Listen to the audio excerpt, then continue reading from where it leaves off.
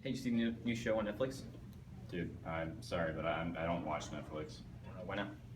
That's really, really unethical, in my opinion. No. That's not even close to being true. I mean, think about Blockbuster and the market that they had created, and the fact that they had a stable set of customers that were very satisfied with what they were getting with rental movies, and then Netflix, for instance, or even Redbox came in and essentially created a quote-unquote more convenient option that undercut They them. profited off of penalizing their consumers. Exactly, that's unethical. Like to be able to undercut a company for the fact of a profit is completely unethical. I don't think strictly because Netflix put another company out of business that's unethical. I think that Blockbuster video stores went out of business because of the convenience factor that they had over places like Blockbuster. So are you telling me that anytime that a company comes in and essentially destroys another company, causes jobs to be lost and the economy and some demand or some amount to be lessened, that's ethical? Okay, I think job loss is always avoidable. I think we can both agree on this. However, I think that when corporations cut a large amount of labor to increase profits marginally, at the very least, I think we can also say that's unethical as well. Kantianism argues that there are certain moral rights and duties that all possess, regardless of utilitarian benefits or costs. Is it right to uproot thousands of people from their jobs to make up for unsuccessful business decisions or for the benefit of new competitors? Do new companies, like Redbox and Netflix, have a duty to support the welfare and the way of life of the Blockbuster employees who are losing their jobs? A Kantian argues that the end does not justify the means. According to this specific ethical theory, causing job loss is unethical because people and their welfare are worth more than larger profit margins. Right, but Netflix didn't cause video stores to go out of business because of some new technology necessarily. It was more consumer-driven demand.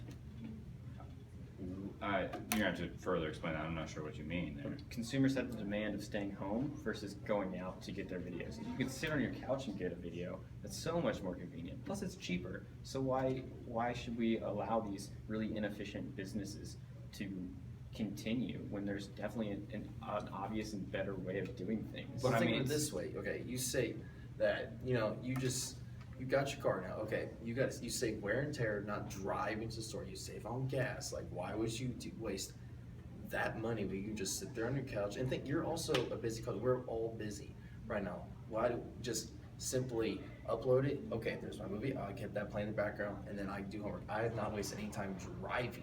I mean, you can't do your homework while Yeah, you're and driving. you can't binge watch 4 seasons of your favorite show from Blockbuster. Netflix lets you do that, which is way better. but what I'm saying is the fact that you're using a technology to undercut the at the expense of people, that's definitely not ethical. I don't think it's technology. I think it's just that it's more convenient. From a utilitarian viewpoint, Netflix and Redbox aren't in the wrong because they're increasing profits and possibly bettering the economy because of it. Although it's at the expense of job loss, utilitarians don't really care because they're focused on the end result. But the result of Blockbuster closing and cutting jobs is bad to a utilitarian because of how it all ended. So you're telling me that it's ethically okay for a company who's already got a market that's stable and set up, and people have been successful in this market already. People have jobs in this market. For another company to come out of nowhere to essentially undercut the company, create a quote-unquote more convenient option, but then puts another business completely out of business, people losing jobs and that sort of thing, just for the fact that we get to be more profitable as a company that undercut? I don't think I buy that that's unethical. I think, like, if you think of the grand scheme of things, you don't want one company to exist and there's no competition because, oh, this one company is really, really good.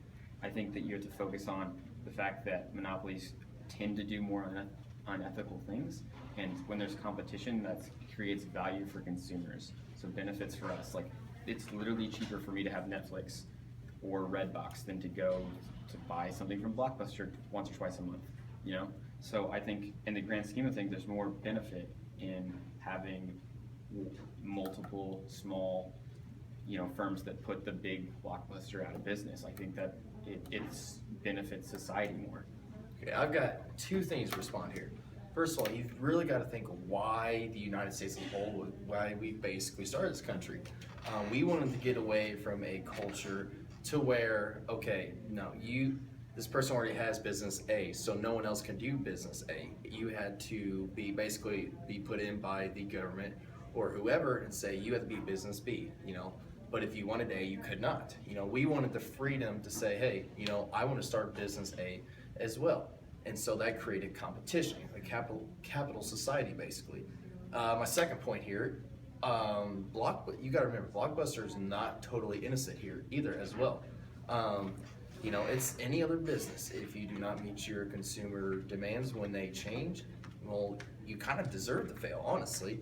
I mean, it's very simple. You don't meet your consumer demands, you don't make a profit, you're going to fail.